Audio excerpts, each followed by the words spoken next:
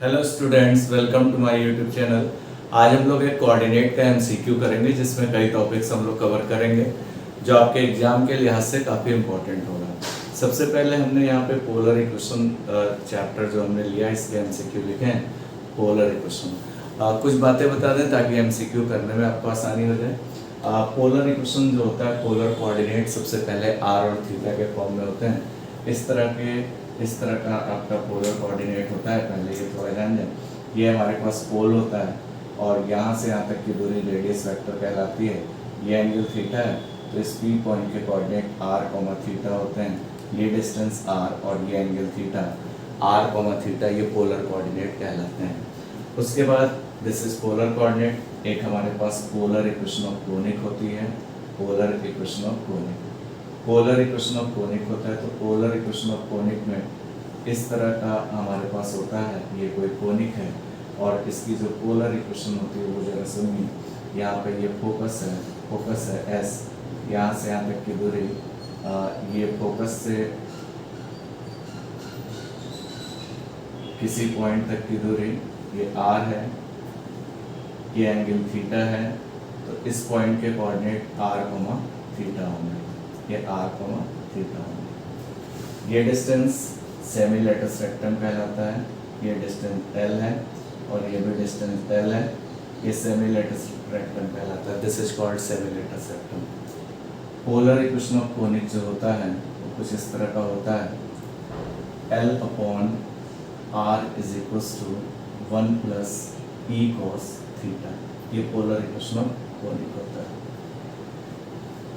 L जो होता है, L is semi latus rectum. L semi latus rectum, इसे हम सेमी लेटस रेक्टम कहते हैं। This is semi latus rectum. E जो होती है, ये ई, इसे इसेंट्रिसिटी कहते हैं, इसेंट्रिसिटी कहते हैं। यहाँ पे कुछ केस होते हैं और थीटा ये एंगल है। अगर इसेंट्रिसिटी 1 होता है तो कोनिक जो होता है, कोनिक वो पैराबोला होता है। एक चीज़, इसेंट्रिसिटी 1 होता है तो कोनिक हमारा पैराबोला होता है। एल सेमी लेटस रेक्टम है और 2L जो होगा दैट इज लेटस रेक्टम। ई अगर 1 से छोटा होता है तो कोनिक जो हमारे पास होता है, कोनिक एलिप्स होता है। और ई अगर 1 से बड़ा होता है तो कोनिक हाइपरबोला होता है, कोनिक हाइपरबोला होता है। ई 1 से छोटा तो इलिप्स, ई 1 से बड़ा तो कोनिक हाइपरबोला होता है। अब जरा इन क्वेश्चंस को देखते हैं। जरा क्वेश्चंस अब देखते हैं बच्चों। तो polar coordinate r comma theta, conic equation polar मतलब आर और theta. L upon r equals to 1 plus E cos theta होता है। अगर ई इसेंट्रिसिटी होता है, एल सेमी लेटस रेक्टम होता है और 2L जो होता है लेटस रेक्टम होता है। अगर इसेंट्रिसिटी 1 होता है तो कोनिक पैराबोला, इसेंट्रिसिटी 1 से छोटा कोनिक इलिप्स, इसेंट्रिसिटी 1 से बड़ा कोनिक हाइपरबोला। अब जरा हम सारे क्वेश्चंस देखते हैं, सारे पार्ट देखते हैं और जल्दी जल्दी जरा कवर करते चलेंगे। पहला है L upon are is equals to 1 plus 2 cos theta है। ठीक है, तो कह रहा कि कोनिक क्या है, parabola, ellipse, hyperbola, none of this. तो अब इस फॉर्मेट से जरा कंपेयर करो बच्चों। L अपॉन आर बराबर 1 प्लस ई कॉस थीटा, इसको हमने कंपेयर किया। Comparing L upon are is equals to 1 plus E cos theta, इससे कंपेयर किया तो E हमारा 2 आया जो कि 1 से बड़ा है। इसेंट्रिसिटी 1 से बड़ी, इसेंट्रिसिटी यहाँ नेगेटिव भी होता तो E2 ही लेते, ठीक है, क्योंकि रेशियो का लेंथ होता है। इसेंट्रिसिटी 1 से बड़ी तो कोनिक हाइपरबोला, कोनिक हाइपरबोला होगा। तो इसका सी पार्ट सही है। एक सबसे इम्पोर्टेंट बात तो ये। दूसरा क्वेश्चन, तीसरा क्वेश्चन भी बहुत इजीली बता सकते हैं। पहले दूसरा जरा देखें। दूसरा क्वेश्चन हमारे पास क्या है, तो ये चीज़ें ध्यान रखेंगे। दूसरा क्वेश्चन जो हमारे पास क्या है, तो पहले का जो ऑप्शन है वो सी ऑप्शन से ही कह रहा है कि पी एस पी डैश एक फोकल कॉर्ड है, कोई कोनिक है। Second question, P S P dash एक फोकल कॉर्ड है। फोकल कॉर्ड एक ऐसी कॉर्ड होती है जो फोकस से ऊपर जाती है।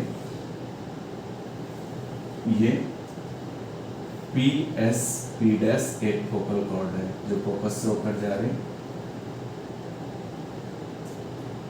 ये एल है, ये एल डैश है, ये सेमी लेटस रेक्टम एल है, ये एल। ठीक है, पी एस पी डैश एक फोकल कॉर्ड। तो फोकल कॉर्ड एक ऐसी कॉर्ड होती है जो फोकस से ऊपर जाती है, और कोनिक का इक्वेशन जो है L/R is equals to 1 plus E cos theta के फॉर्म का कोनिक का इक्वेशन कह रहा है 1/SP प्लस 1/SP डैश की वैल्यू क्या होगी। इस एंगल को हमने अल्फा मान लिया, इस वाले एंगल को एक्सिस के साथ इंक्लिनेशन अल्फा है। तो बच्चों हम ऐसा करें 1/SP निकालना और 1/SP डैश निकालना, दोनों को ऐड कर लें। फॉर SP के लिए क्या हो जाएगा, L/R की जगह SP 1 प्लस ई कॉस थीटा, थीटा ना होके अल्फा है, तो L/R बराबर 1 प्लस ई कॉस अल्फा। एक बार SP डैश, अब यहाँ पे फॉर SP डैश के लिए L/ ये distance SP dash is equals to 1 plus E cos यहाँ से यहाँ तक का एंगल पूरा जहाँ से चल रहा है, तो ये तो अल्फा है और ये एंगल 180 हो जाएगा। तो टोटल एंगल कितना हो गया, E cos 180 plus alpha L/, क्योंकि इनिशियल लाइन के साथ एंगल लेते हैं तो ये अल्फा और ये पूरा पाई, तो total pi plus alpha. L/SP dash cos 180 plus theta minus cos theta होता है, तो ये कॉस अल्फा हो गया। इन दोनों को ऐड करिए, फर्स्ट प्लस सेकेंड अगर आप करोगे तो L/SP plus L/SP dash E cos alpha cancel out हुआ, 1 ऐड होकर 2 हो गया, दैट इज यहाँ पे जो आया 1/SP plus 1/SP dash, L इधर आ गया तो 2/L आ गया।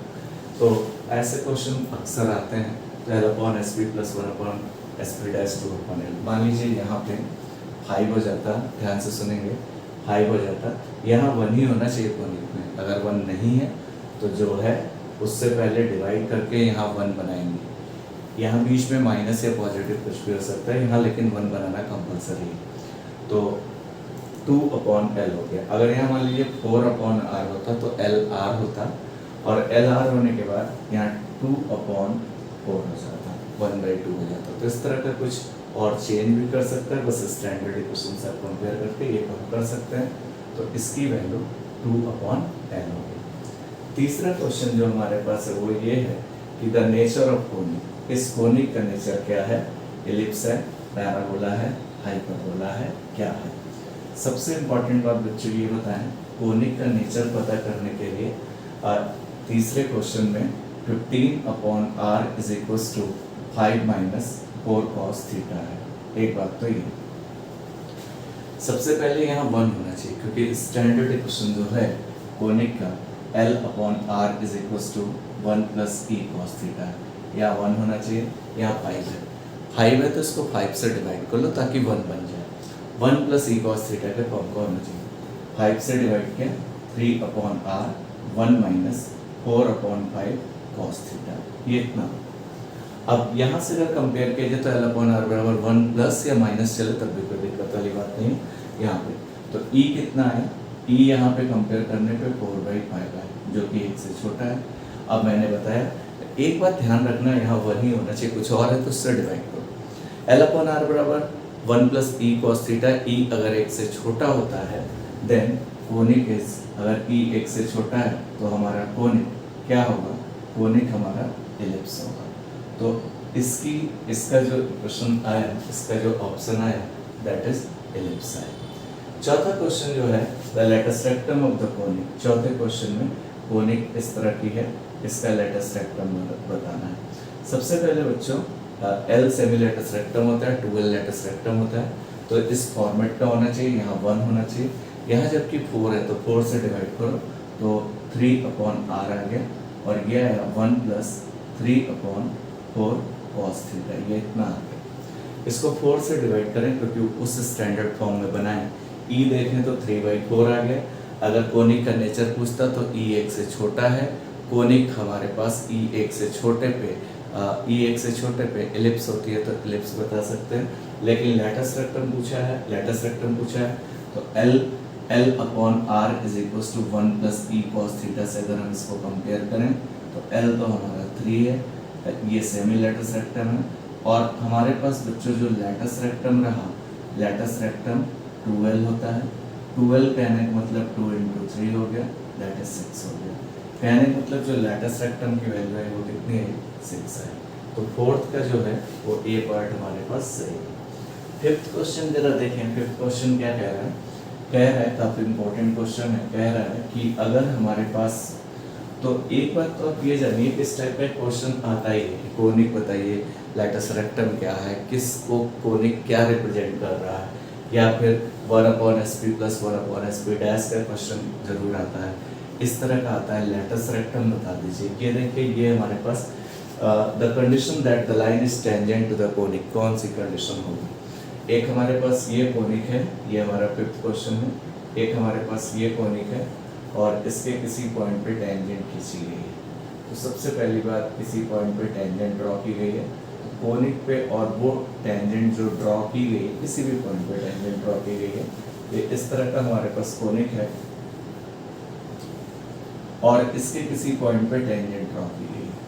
तो वो जो टेंजेंट ड्रॉ की गई, टेंजेंट जो होगा वो एक लाइन होगी, तो बताना है कि कौन सा पार्ट सही है। अगर कोनिक हमारे पास इस तरह का है, conic is L/R is equal to 1 plus E cos theta, इस फॉर्मेट का कोनिक है। Equation of tangent at alpha, equation of tangent at alpha, किसी पॉइंट अल्फा पे, अल्फा एंगल पे जो टेंजेंट का इक्वेशन होता है L/R is equal to cos of, ध्यान रखना पड़ेगा, वैसे निकाली जाती है, cos theta minus alpha plus E cos theta. ये हमारे पास इतना पार्ट यही रहता है, बस कॉस थीटा माइनस अल्फा और हो जाता है, इतना पार्ट यही रहता है। L/R is equal to cos A minus B का फॉर्मूला लगाया, कॉस A कॉस B और प्लस का sine A sine A, plus का sine A sine A plus E cos theta हमारे पास है। तो अगर अल्फा एंगल पे हमें टेंजेंट पे क्वेश्चन निकालना है, तो ये तो यही रहेगा, ये यही रहेगा, बस cos of theta minus alpha हो जाएगा। कॉस ए माइनस बी का formula cos A cos B plus sign A sine B लगाया, L/R इज इक्वल टू, इन दोनों में हमने कॉस थीटा कॉमन लिया, तो यहाँ पे आया E प्लस कॉस अल्फा, तो ये रहा, और प्लस का sine theta into sine alpha हमारे पास ये इतना रहा। और ये टेंजेंट चूंकि एक लाइन हो गई, ये इसके आइडेंटिकल है। इसको क्वेश्चन नंबर 1 दे दें, 1 दे दें। इट इज आइडेंटिकल, ये आइडेंटिकल है, इट इज आइडेंटिकल विद, ये आइडेंटिकल है इसके साथ L/R is equal to A cos theta plus B sin theta, इसके साथ आइडेंटिकल है। ये फर्स्ट हो गया और ये सेकेंड हो गया। अब इनको कंपेयर करें, तो कंपेयर करने के बाद यहाँ पे कितना है, ये तो A है अपॉन, यहाँ पे कितना है A upon E plus cos alpha, यहाँ पे तो 1 ही है, A अपॉन, या अगर कंपेयर करें तो A इज इक्वल टू कितना है E प्लस कॉस अल्फा, ये आइडेंटिकल हो गई दोनों। और यहाँ पे साइन थीटा के साथ साइन अल्फा है, तो B is equal to sine alpha. ऊपर वाले से कॉस अल्फा निकाला, cos alpha A minus B आया, यहाँ से साइन अल्फा निकाला तो साइन अल्फा B आया, दोनों को स्क्वायर करके ऐड कर लीजिए, cos square alpha plus sine square alpha is equal to A minus E का whole square plus B square, cos square alpha plus sine square alpha 1 हो गया, that is 1 is equal to A minus E का whole square plus B square. तो इसका part हो गया A minus E का whole square plus B square is equal to 1, so C option is right. तो इस टाइप के questions जब कोनिक का नेचर बताना हो, टेंजेंट का इक्वेशन हो, या कुछ भी हो, इस तरह का लेटस रेक्टम हो, इस तरह के छोटे छोटे क्वेश्चंस रहते हैं, और इस टाइप के कोई क्वेश्चन आते हैं तो आप लोग कर सकते हैं। एक बच्चों हमारे पास कोनोफोकल कोनिक है, थोड़े थोड़े हर टॉपिक पे क्वेश्चन देखते रहिए, उसी फॉर्मेट के क्वेश्चंस थोड़ा सा प्रिपेयर करें। कोनोफोकल कोनिक, कोई भी कोनिक, दो कोनिक या कुछ कोनिक्स कोनोफोकल कहलाते हैं जब उनके फोकस जो हैं वो सेम होते हैं। जैसे ये एलिप्स है, S और S डैश फोकस है, तो इसके कोऑर्डिनेट a,0 है और इसके कोऑर्डिनेट -a,0 है। तो इस एलिप्स का भी फोकस यही है और इस एलिप्स का भी फोकस यही है। ऐसे कोनिक कोनोफोकल कोनिक कहलाते हैं जिन कोनिक के फोकस सेम होते हैं। तो दो कोनिक जिनके फोकस सेम होते हैं वो कोनोफोकल कोनिक कहलाते हैं। तो कहीं पे हमारे पास कोई क्वेश्चन आए कि कोनोफोकल कोनिक कौन से कोनिक होते हैं, ऐसे कोनिक कोनोफोकल होते हैं जिनके फोकस सेम होते हैं। तो जैसे थर्ड क्वेश्चन है, two conic are said to be confocal if have common focus, जब उनके फोकस क्या हो, कॉमन। दो कोनिक के फोकस, अब देखिए इस कोनिक का भी फोकस जो है वो इस कोनिक का है, तो फोकस सेम, लेटस रेक्टम नहीं, बस फोकस सेम होगा तो वो कोनिक कोनोफोकल कहलाएंगे। अब कोनोफोकल कोनिक होता है क्या, जैसे ये कोई कोनोफोकल, ये कोई कोनिक है, जैसे देख लीजिए, तो इस वाले थर्ड का तो बी ऑप्शन सही है। ये कोई कोनिक है, इलिप्स है। इस इलिप्स का जो कोनोफोकल कोनिक कहलाता है, इस इलिप्स का जो कोनोफोकल कोनिक होगा, ये जो ए स्क्वायर बी स्क्वायर है इसमें बस लैम्डा ऐड करेंगे, ये इसका कोनोफोकल कोनिक कहलाता है। द कोनोफोकल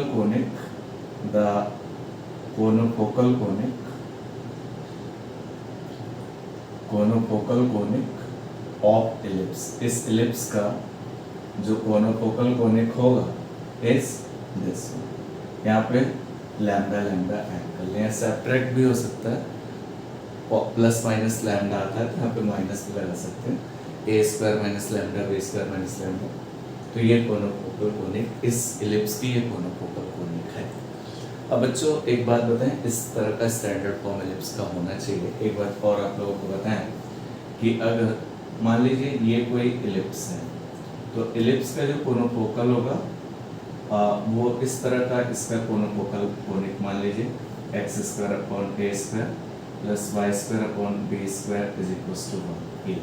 अब मेजर और minor axis, semi major semi minor change हो गए, ये इतना है, अभी ये इतना है, ये इतना है, ये अब ये कोनोफोकल होगा जब दोनों का फोकस सेम होगा।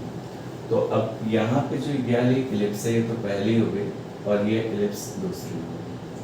तो इसका जो फोकस हुआ, इसका फोकस जो हुआ plus minus a comma plus minus a comma 0, इसका फोकस हुआ, और plus minus a comma 0 focus होता है, और इसका जो फोकस हुआ वो plus minus capital A comma 0। E तो इससे है, तो ये प्लस माइनस ए कोमा 0, ये दोनों कोनोफोकल कब होंगे, जब दोनों के फोकस क्या होंगे, सेम होंगे। इस कोनिक का ये कोनोफोकल है जब दोनों के फोकस सेम हो, मतलब plus minus a is equals to plus minus a रहा। अब दोनों तरफ स्क्वायर कर ले, स्क्वायर कर ले तो a square is equals to a square बराबर कैपिटल ए स्क्वायर। एक रिजल्ट होता है इलिप्स में कि b square is equals to a square 1 minus e square, ये होता है। तो या तो आप पूरा इसी तरह से रख लेते, इसी पूरे की वैल्यू रख लो, तो b square is equals to a square minus a square e square. A square कितना हुआ, a square minus b square, और ये ए स्क्वायर कितना हुआ, कैपिटल ए स्क्वायर माइनस बी स्क्वायर। इसको हमने लैम्डा माना। अब जब लैम्डा माना तो यहाँ से इसको इधर ले आते हैं, तो ये आया a square minus a square बराबर लैम्डा, और इधर जो आया b square minus b square equals to lambda.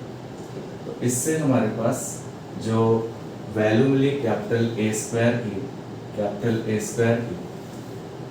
B square बराबर a square 1 minus e square होता है, तो ए स्क्वायर ई स्क्वायर की जो वैल्यू आई वो ए स्क्वायर माइनस बी स्क्वायर है, और ये इतनी आ गई। तो यहाँ पे क्या है, a square minus a square इधर कर लें, a square minus a square is equals to, इसको लैम्डा मान लिया, या उधर भी कर सकते थे, तो इसीलिए प्लस माइनस का साइन आ जाता है, b square minus b square equals to lambda. तो ए स्क्वायर की जो वैल्यू आई वो ए स्क्वायर माइनस लैम्डा हो सकती है, एक बार ए स्क्वायर प्लस लैम्डा हो सकता है। इलिप्स के केस में b square is equals to a square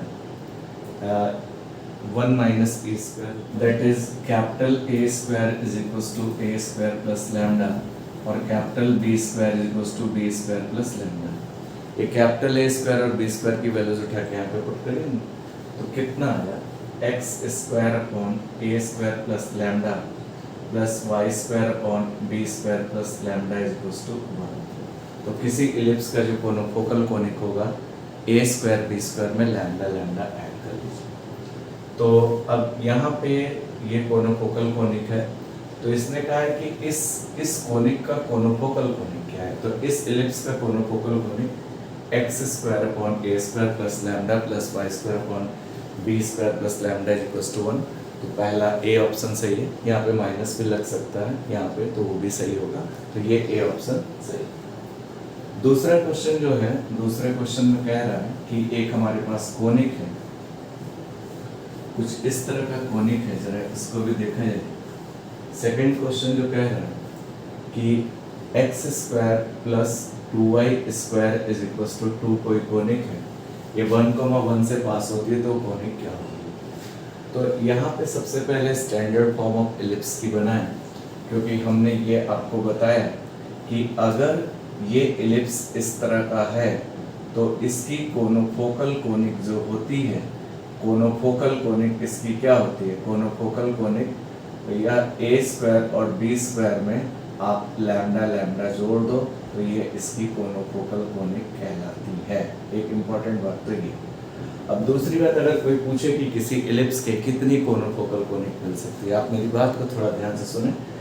यहाँ पे अगर इसको एलसीएम लेके लैम्डा निकालें तो ये क्वेश्चन लैम्डा में क्वाड्रेटिक आएगी, क्वाड्रेटिक आएगी तो उसके 2 रूट आएंगे, 2 रूट आने की वजह से उसके 2 कोनोफोकल कोनिक निकाले जा सकते हैं। तो कोई पूछे कि किसी इलिप्स के कितने कोनोफोकल कोनिक मिलते हैं, तो किसी इलिप्स के 2 कोनोफोकल कोनिक मिलते हैं, क्योंकि ये क्वेश्चन लैम्डा में क्वाड्रेटिक आएगी, ये जो कोनोफोकल है 2 रूट मिलेंगे, इसलिए 2 कोनोफोकल मिलेंगे। तो वैसे तो अपने ऑप्शन को आप ये जैसे ये आया, ये आया, ये नोटी आया, ये 2 आए, तो ये तो ऐसे ही 2 तो कोनिक मिलेंगे ही मिलेंगे। तो ये वाला चेक कर लेते हैं, ये वाला होगा, देखते हैं, नहीं तो नोटी हो जाएगा। इसको 2 से पहले डिवाइड करिए, इसे स्टैंडर्ड फॉर्म में बनाइए, x square upon 2 plus Y square upon 1 is equals to 1। इसको 2 से डिवाइड किया, एक्स स्क्वायर अपॉन 2 से डिवाइड किया, y square upon 1 is equals to 1। Confocal conic जो रही, confocal conic is, confocal conic जो इसका रहा, जो ए स्क्वायर बी स्क्वायर है उसमें हमने लैम्डा लैम्डा ऐड कर लिया, x square upon 2 plus lambda y square plus 1 plus lambda is equals to 1। तो इसमें लैम्डा लैम्डा ऐड। अब ये पास होता है 1,1 से, तो 1,1 कोऑर्डिनेट इसे सेटिस्फाई करेंगे। इट पासेस थ्रू किससे, ये पास होता है 1,1 से, तो ये कोऑर्डिनेट इसे सेटिस्फाई करेंगे। 1 का स्क्वायर 1, 2 प्लस लैम्डा, 1 का square 1, 1 plus lambda is equals to 1। X और वाई की जगह 1 रखा। सबसे पहले अगर किसी पॉइंट से कोई कोनिक पास होता है तो उसकी कोनोफोकल पहले लिखो, इस स्टैंडर्ड फॉर्म में लिखो, ये कोनोफोकल है, जिस पॉइंट से पास हो वो पॉइंट रखो, लैम्डा निकालो, लैम्डा फर्दर उठा के इसमें पुट करो, वही इसकी कोनोफोकल कोनिक है। दोनों पे फोकस करेंगे, आप कोई भी क्वेश्चन इस तरह का कर सकते हैं। तो यहाँ पे बच्चों क्या किया, 2 plus lambda 1 plus lambda LCM लिया, तो आया 1 plus lambda plus 2 plus lambda is equals to 1, cross multiply 3 plus 2 lambda is equals to 2 plus lambda into 1 plus lambda. यहाँ पे आया 3 plus 2 lambda is equals to 2 plus 2 lambda plus lambda plus lambda. यहाँ पे 2 plus 2 lambda plus lambda plus lambda square, 2 lambda cancel out हुआ, lambda square plus lambda और minus का 1 is equals to 0। Lambda में quadratic factor हो नहीं रहा, सिर तरह 4 लगाया, माइनस भी plus minus under root b square minus 4ac upon 2। तो ये आया -1 प्लस माइनस रूट 5 अपॉन 2, ये लैम्डा। तो लैम्डा की 2 वैल्यूज हैं, एक तो आई -1 प्लस रूट 5/2 एंड सेकेंड है -1 माइनस रूट 5/2। ये लैम्डा की 2 वैल्यूज है। अब ये जो लैम्डा की वैल्यूज आई हैं इसको फर्स्ट में उठा के पुट कर देते हैं, तो उसके बाद जो कोनिक आएगी वही हमारी कोनोफोकल कोनिक कहलाएगी। यहाँ पे अब हमने क्या किया, ये लैम्डा की वैल्यू जरा फर्स्ट में उठा के पुट की, putting lambda in first, putting lambda in first, putting lambda in first. Lambda की वैल्यू को हमने फर्स्ट में आया कितना, x square upon 2 plus lambda. Lambda है √5 माइनस 1/2, पहला तो ये √5 minus 1/2 plus Y square upon 1 plus lambda √5 minus 1/2 is equal to 2 LCM ले लिया, 2 ऊपर चला गया, तो that is equal to 2x square, और ये 2 ऊपर चला गया, 4 माइनस 1, 3 प्लस √5 और plus Y square upon 1 plus 2y square upon 2 minus 1, 1 plus √5 is equal to 1। तो एक तो ये आ गया 2x square upon 3 plus √5 plus 2y square upon 1 plus √5 is equal to. अब एक बार क्या करें, putting lambda is equal to, अब हमने लैम्डा क्या रखा, -1 माइनस √5/2। अब लैम्डा की वैल्यू हमने निकाल दी।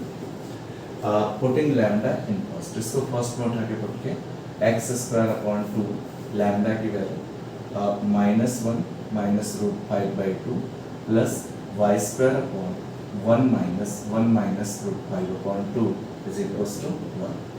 यहाँ पे 2 एलसीएम लेंगे, 2x स्क्वायर अपॉन 4 माइनस 1 तो 3 minus √5 plus 2y square upon 2 minus 1 minus √5, यहाँ पे 2 और माइनस है, plus √5 is equal to 2 minus 1 minus √5, ये हमारे पास इतना है, ठीक है, माइनस √5। तो 2x square upon 3 minus √5, 2y square upon 1 minus √5 is equal to 1, पहला ये, सो ए ऑप्शन इज। उसके बाद जो फोर्थ क्वेश्चन है, the number of confocal conic through a given point of an ellipse. किसी इलिप्स की कोनोफोकल कोनिक जो एक पॉइंट से पास होती है, कितनी कोनोफोकल कोनिक होगी।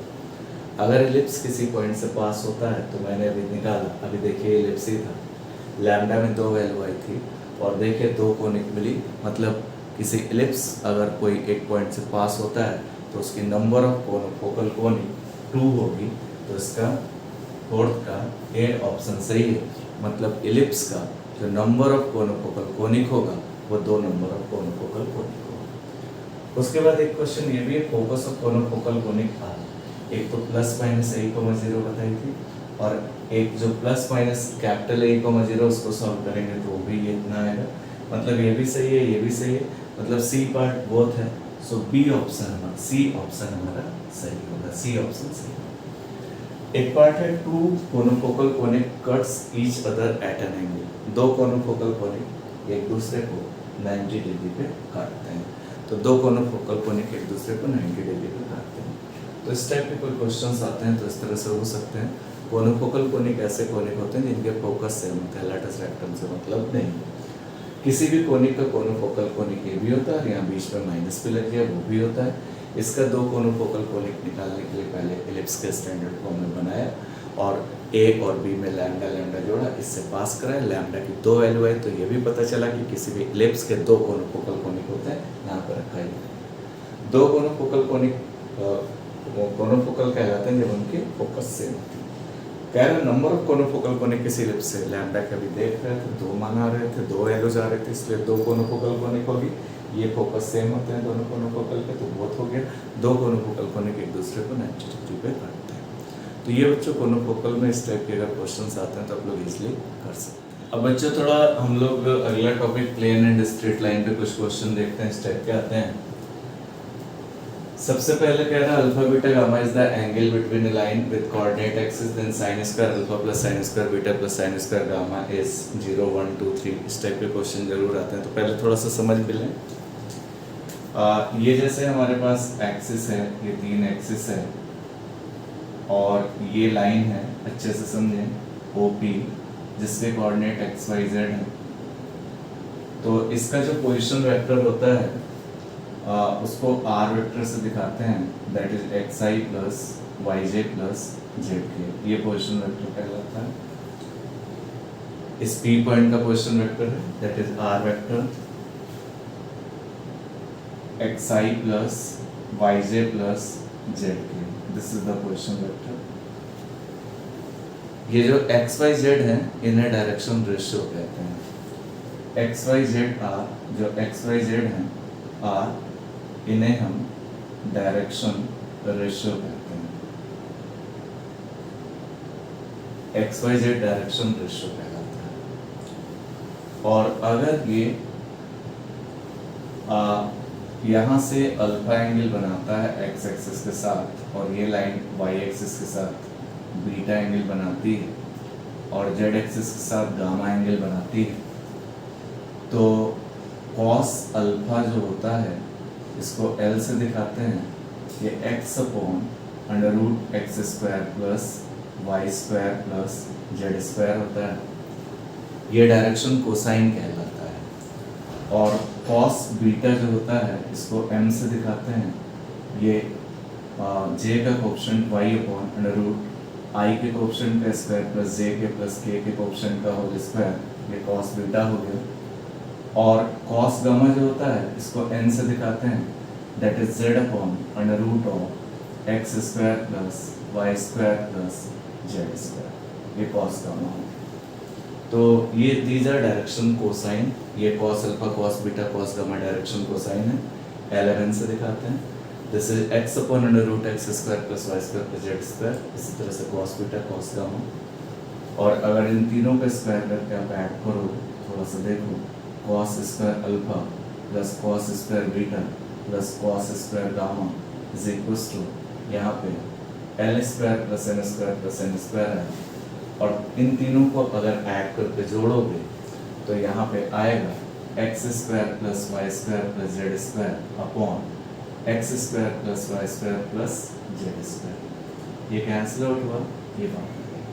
तो हमें ये पता चला कि cos square alpha plus cos square beta plus cos square gamma और या L square plus N square plus N square, ये डायरेक्शन कोसाइन है, ये डायरेक्शन कोसाइन है एलिमेंट। और X Y Z direction ratio है, ये डायरेक्शन कोसाइन है, इन्हें इससे दिखाते हैं। तो इन तीनों का स्क्वायर का सम 1 के बराबर होता है। तो ये तो आपके किसी लाइन का डी आर और डी सी के बारे में बात आई। और जो डायरेक्शन रेशियोज होते हैं वो डायरेक्शन कोसाइन के प्रोपोर्शनल होते हैं। तो एक तो क्वेश्चन ये alpha beta gamma is the angle between X Y Z with the line, then cos square alpha plus cos square beta plus cos square gamma which is represented as element, इनके square का सम 1 होगा। तो इसका तो एक बात सही है। एक बात और बताएं बच्चों, अगर कोई लाइन का direction cosine L1 M1 N1 है पहली लाइन का, और एक लाइन और है L2 M2 N2, सॉरी एक लाइन का दूसरी लाइन का direction ratio direction cosine L2 M2 N2 है, दोनों लाइन पैरेलल होती है जब L1 upon L2 M1 upon M2 N1 upon N2 आपस में इक्वल हो, मतलब L1 और L2 दोनों लाइन के डायरेक्शन कोसाइन का ratio M1 M2 N1 N2 के रेशियोज आपस में बराबर हो, तो ये पैरेलल होती है। ठीक है, एक बात तो ये। अब ये पांचवें पार्ट का भी आंसर हो गया, चौथे का भी आंसर हो गया। अब पहला क्वेश्चन जरा देखें, alpha beta gamma is the angle between वही एक्स वाई जेड के साथ अल्फा बीटा गामा एंगल बन रहा है, then the value of sin square alpha plus sin square beta plus sin square gamma क्या होगा। तो यहाँ पे जैसे पहले क्वेश्चन में आप देखो sin square alpha sin square beta sin square gamma का वैल्यू क्या होगा। तो sin square alpha को आप चाहो तो 1 minus cos square alpha लिख सकते हो, sin square beta को 1 minus cos square beta लिख सकते हो, और sin square gamma को 1 minus cos square gamma लिख सकते हो। इसको हमने cos square alpha cos square beta cos square gamma में इसलिए स्प्लिट किया है क्योंकि we know that cos square alpha plus cos square beta plus cos square gamma is equals to 1। तो 1 1 1 ये 3 आ गया, 3 minus cos square alpha plus cos square beta plus cos square gamma, इसकी value 1 के equal है, तो 3 minus 1 that is 2, तो 2 आ गया। तो यहाँ पे sin square alpha plus sin square beta plus sin square gamma की वैल्यू जो आ गई वो किसके इक्वल आ गई, दैट इज इक्वल टू 2। एक सबसे इम्पोर्टेंट बात तो ये। अब हमारे पास दूसरा क्वेश्चन जो है, direction ratios of the line joining these points are क्या। तो डायरेक्शन कोसाइन बताना है जब दो पॉइंट को ज्वाइन करते हैं उस लाइन का, थोड़ा ध्यान देंगे। तो यहाँ पे अगर cos 2 alpha cos 2 beta cos 2 gamma होता है तो इसको cos स्क्वायर अल्फा वाले में तोड़ते और इसकी वैल्यू 1 रखते, बाकी हमारे पास आ जाता। यहाँ पे हमारे पास जो क्वेश्चन है, जो सेकंड क्वेश्चन हमारे पास, इसको थोड़ा अगर ध्यान दें, कह रहा है एक लाइन है और जिसके दो कोऑर्डिनेट्स हैं। एक कोऑर्डिनेट इसका 2, 3, 4 है और दूसरा कोऑर्डिनेट 4, 5, 6 है। ये दो कोऑर्डिनेट्स हैं। अब हमें इसका डायरेक्शन कोसाइन निकालना है। तो सबसे पहले इसका डायरेक्शन रेशियो निकालिए। किसी भी लाइन का डायरेक्शन कोसाइन अगर दो पॉइंट्स के कोऑर्डिनेट दिए हैं तो पहले डायरेक्शन रेशियो निकालिए।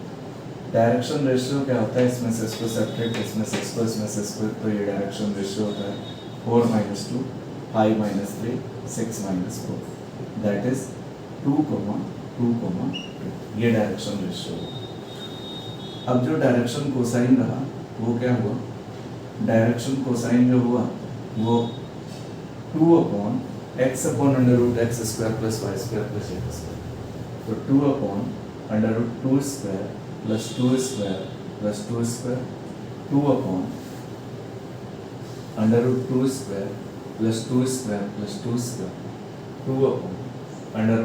2/√2² + 2² + 2², 2/4 + 4 + 4, √12. This is 2/√12. This is 2/√12. इसको 4 × 3 लिख सकते हैं, 4 का √2 हो जाएगा।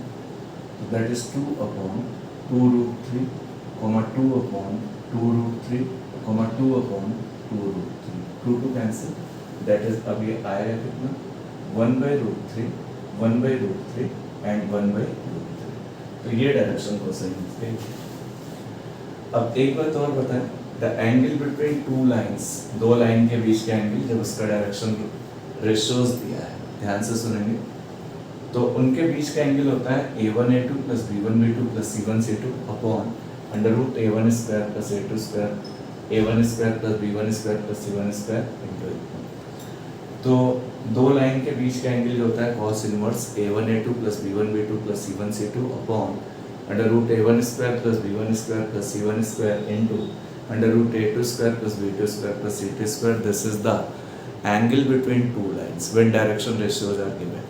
और डायरेक्शन कोसाइन होता है तो L1L2 + L1M2 + L1N2 होता है, cos θ = L1L2 + L1M2 + L1N2। थोड़े क्वेश्चन और लेते हैं जरा से, कुछ क्वेश्चन और हैं। 6 क्वेश्चन है, the direction cosine of x axis है। एक बात बच्चों याद रखो कि x एक्सिस का डायरेक्शन कोसाइन जो होता है 1, 0, 0, y एक्सिस का 0, 1, 0 और z एक्सिस का 0, 0, 1। कैसे होता है जरा ये देखो। मान लीजिए किसी 6 क्वेश्चन है, किसी पॉइंट का पोजीशन वेक्टर जो होता है ये, इसके कोऑर्डिनेट x, y, z है। r वेक्टर जो होता है वो xi + yj + zk होता है। अब उसने कहा है कि ये x एक्सिस है, तो जाहिर सी बात है ये लाइन अगर x एक्सिस पे है तो y और z 0 होगा। along x axis, x axis पे हुआ क्या, along x axis, x axis पे एक तो हमारा y0 हुआ और एक z0 हुआ। तो अब r वेक्टर कितना आ गया, xi + 0j + 0k।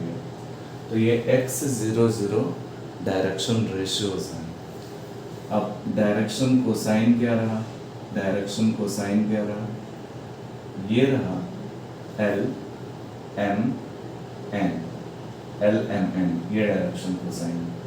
और जो डायरेक्शन कोसाइन इन तीनों के स्क्वायर का सम, ये क्या होगा, x/√x² + 0 + 0 का स्क्वायर, x/x, m क्या रहा, 0/√x² + 0 + 0 ओवरऑल 0, n रहा 0/√x² + 0 + 0 ओवरऑल 0।